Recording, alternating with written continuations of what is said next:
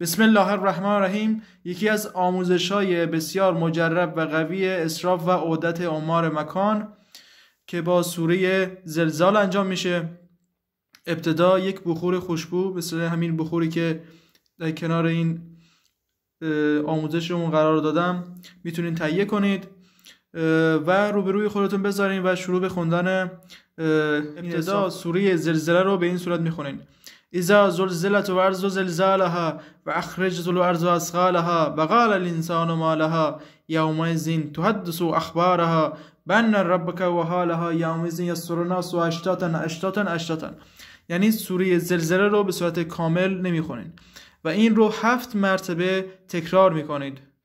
با یک بسم الله هم کافی هستش.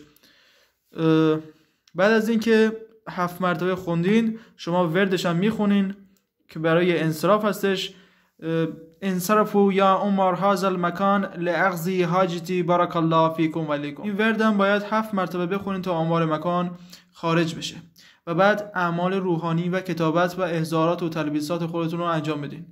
وقتی کارتون تموم شد حتما باید عمار مکان رو برگردونین، چون اگر برنگردونین بعد از چند روز خودشون برمیگردن و سنگینی بسیار زیادی برای شما ایجاد میکنن. برای بازگردوندن عمار مکان بعد از اعمال روحانیتون، یعنی کارتون تموم شد، سریع برگردونین، نیاز نیست که بذارین برای چند ساعت بعد. به همین صورت سوره زلزله رو که اول خوندیم به همون صورت 7 مرتبه دوباره تکرارش میکنید و برای برگردوندن ورد دوم رو میخونیم: اودو یا عمر هذا المکان سالمین امنین بارک الله فیکم و علیکم.